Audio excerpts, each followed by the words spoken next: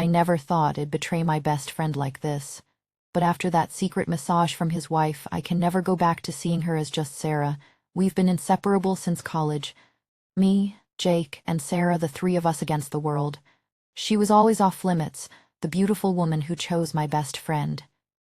Yet one rainy evening, when Jake was out of town, she offered me a massage to ease my sore back from the gym, and in that single hour her hands awake and something dark and hungry inside me that I can no longer deny. It started innocently enough. Jake had been traveling for work more often, leaving Sarah alone in their cozy suburban house. I dropped by as usual to check on her, complaining about the knot in my shoulder from deadlifts. She smiled softly and said, "Come on, I took that massage course last year, let me help." My mind screamed no. This is Jake's wife, my best friend's woman, but her warm, concerned eyes made refusal feel rude. I told myself it was nothing, just a friendly gesture between almost family. She led me to the dimly lit guest room, the one with the soft beige carpet and the faint scent of lavender oil she always used. I lay face down on the massage table, shirt off, heart pounding. Her fingers first my skin lightly, then pressed deeper, her breath close as she worked the tension from my back. The room felt smaller with every passing second. Her hands gliding warm and sure over my shoulders, the heat of her palms sinking straight through muscle. I could feel the faint tremble in her touch, or maybe it was mine. Rain tapped against the window like a secret heartbeat, and I forgot how to breathe normally. This is wrong, I kept thinking. She belongs to Jake, my brother in every way that mattered. Yet the way her fingers lingered just a little longer than necessary sent electricity racing down my spine. Sarah's voice came soft, almost a whisper against the quiet. "You're so tight here. Just relax for me." Her breath brushed the back of my neck, warm and carrying that faint vanilla scent that always clung to her. I closed my eyes tighter, fighting the pull, the sudden ache that had no right to be there. She was my best friend's wife, the woman who laughed at our stupid jokes, who made coffee for us on lazy Sundays. Not this. Not the slow, deliberate press of her thumbs tracing down my back, drawing heat wherever they went. I wanted to sit up to end it right there, but my body stayed pinned under her gentle weight, under the gravity of something I couldn't name. Every circle of her palms made the air thicker, heavier. Guilt twisted sharp in my chest, yet it only sharpened the hunger. Why did her touch feel like this? Like relief and danger braided together so tight I couldn't tell them apart. She leaned in closer, her knee brushing the edge of the table as she reached for a deeper knot. The proximity made my pulse thunder. I could sense the warmth of her body hovering just above mine, the soft fabric of her shirt grazing my side when she shifted. "Tell me if it hurts," she murmured, but her voice had dropped lower. Husky-er, like she was sharing a confession of her own. My mind raced. Jake trusts me. He trusts her, yet I stayed silent, letting her hands continue their slow exploration. The lavender oil mixed with something warmer, more intimate. Her own scent rising with the effort, faint and sweet and impossible to ignore. I gripped the edges of the table, knuckles whitening, telling myself this was still innocent. Just helping a friend, but the almost moment stretched between us, heavy with what neither of us said. Her fingers paused at the small of my back, resting there longer than they should, the heat of her skin burning through the last of my resistance. And then she whispered my name, so quietly it felt like it was meant only for the space between us, making my body react in ways I hated. This is wrong, I thought. Jake's wife. I'm my best friend since freshman year. If he ever found out, yet I couldn't stop the growing heat low in my stomach. I tried to focus on the rain, the steady patter against the glass, but it only made everything feel more enclosed, more intimate. Her hands moved with such quiet confidence, pressing into the tight cords along my shoulders, then drifting lower, each stroke pulling a reluctant eye from my chest. The warmth of her skin through the thin layer of oil felt like it was sinking straight into my bones. How could something so simple unravel me this fast? She was the one person I should never want like this, the one whose laugh I'd heard 1,000 times over cheap pizza and bad movies, and now that same voice was humming softly above me, barely audible. I flashed back to college summers when the three of us would crash on the beach, Sarah laughing innocently in her sundress while Jake and I tossed a football. Back then she was just my buddy's cute girlfriend, pure and untouchable, sunlight catching in her hair, the way she'd hand us cold beers with that easy smile, no shadows between any of us. Those days felt so far away now, like they belonged to different people.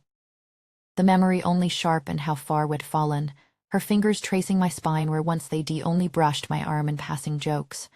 The same hands that once high-fived me after a good game were now drawing slow, deliberate circles that made my pulse stutter.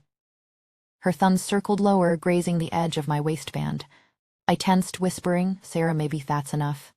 She paused, her voice soft and husky. "Just relax, it's only us." My resistance cracked. I let her continue a few minutes more, already feeling the first dangerous thrill of crossing the line. The air between us thickened until it felt like breathing through warm honey. Every tiny shift of her weight sent another wave of heat rolling over me, and I hated how my body leaned into it without permission. Guilt clawed at my throat, reminding me of late nights when Jake and I had stayed up talking about forever, about how lucky he was to have her. Yet here I was, letting that same her press closer, her breath brushing the shell of my ear like a secret she couldn't quite keep. I squeezed my eyes shut tighter, fighting the pull that felt like gravity dragging me under. Part of me wanted to bolt from the table, to laugh it off and pretend this was still just friendly help for a sore muscle. But another part, the one that had been starving in silence for longer than I cared to admit, craved the way her touch made everything else fade. The room seemed to shrink around us, the faint creak of the table the only sound besides our breathing. Her steady and mine ragged uneven. Why did it have to feel like this?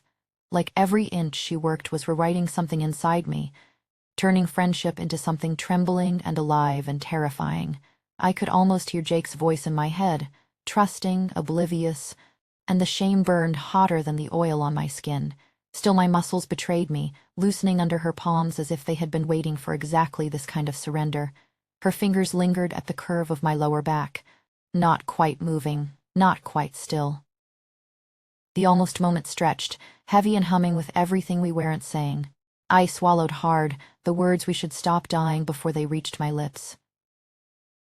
Instead I stayed there, heart hammering against the table, caught between the ache of wanting more and the terror of what more would mean. And just when I thought I might find the strength to pull away, a week later Jake was away again on one of those overnight trips that left the house to quiet. My phone lit up with her name. "Your back still bothering you? I can do another session a night if you want." I stared at the screen until the words blurred. "Delete it," I told myself. Block her. Go for a run until the ache in my chest drowned out the one in my spine. Instead my thumb hovered, then tapped yes. I drove over telling myself this time it would stay professional, just hands on muscle, nothing more. The light tasted like metal on my tongue. The front door was unlocked the way it always was for me. Inside the room smelled of that same lavender oil, now mixed with the faint clean scent of her skin right after a shower.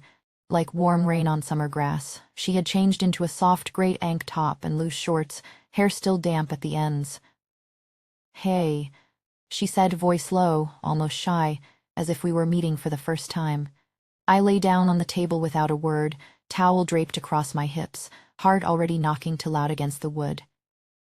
Her hands returned bolder this time, sliding along my sides with slow, sure strokes.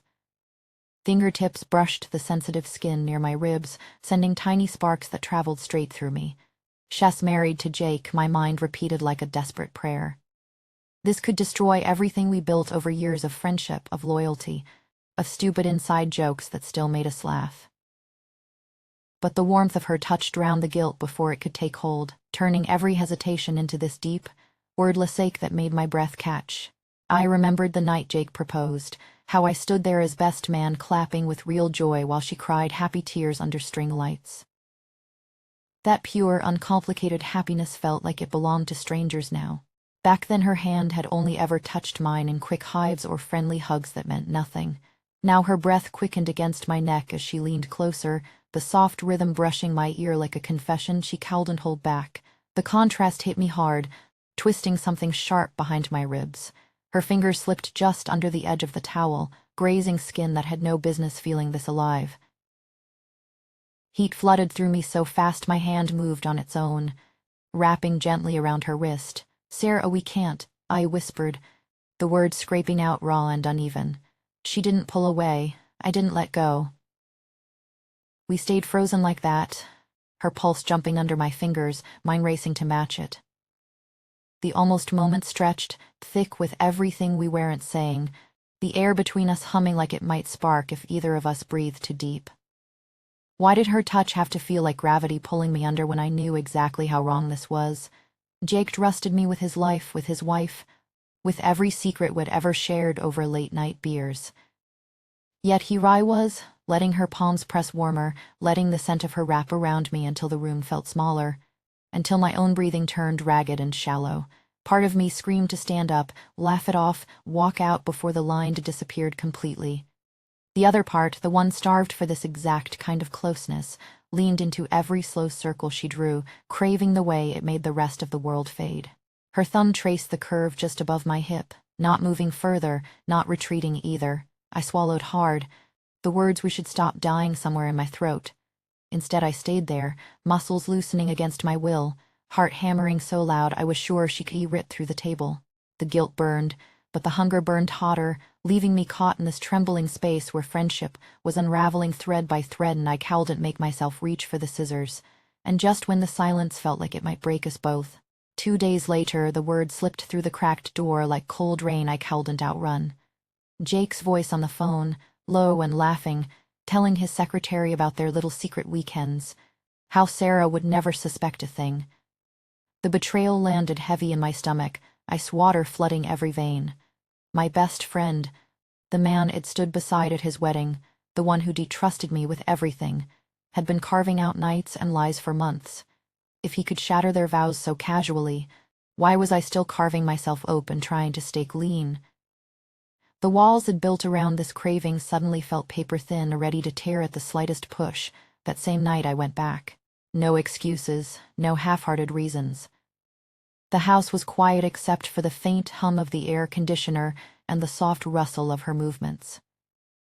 Sarah opened the door in that same soft gray tank top, eyes meeting mine with a question she didn't voice. I stepped inside without speaking, the air between us already thick with everything we'd left and said. She motioned toward the table and I lay down, heart pounding so hard it felt like it might crack the wood beneath me. Her hands returned, warmer now, sliding along my back with slow, deliberate care that made every inch of skin feel exposed even though nothing was. This time when she leaned close, lavender wrapping around us like a secret we both carried, I turned over, found her waist, pulling her nearer until the space between our bodies disappeared into trembling heat. She didn't resist, her breath caught against my shoulder, soft and uneven, as the last fragile threads of resistance snapped. The gravity of her nearness pulled me under completely, every slow movement carrying the weight of years of unspoken want. Her fingers traced paths that left trails of fire, not in action but in the unbearable closeness, the way her body aligned with mine like it had always belonged there. In the quiet gasps that escaped her lips when our breaths mingled too close, I felt more alive in that suspended moment than I had in years, every heartbeat a confession I could no longer silence. We stayed tangled like that, breathing hard, her fingers drawing lazy circles on my chest to the faint rhythm of an old song drifting from her phone. The same song from our college beach trips, the one that used to play while we laughed under string lights and pretended the world was simple. Suddenly her eyes widened. She glanced at the silenced phone lighting up on the nightstand, a new message from Jake saying, "Home early, can't wait to see you." Panic flashed across her face, mixing with the lingering heat still pulsing between us. We froze, bodies still pressed close, the peak of everything we'd surrendered to still echoing in the quiet room. The air grew heavy with the knowledge that everything was about to shatter. Yet neither of us moved away. The ache settled deep, bittersweet and unresolved, like a storm that passed but left the ground forever changed. What if this was the only time we'd ever feel this alive? What if the guilt waiting just outside the door would swallow us whole tomorrow? Her gaze held mine, full of the same trembling question, and I knew the silence between us would haunt me longer than any answer ever could.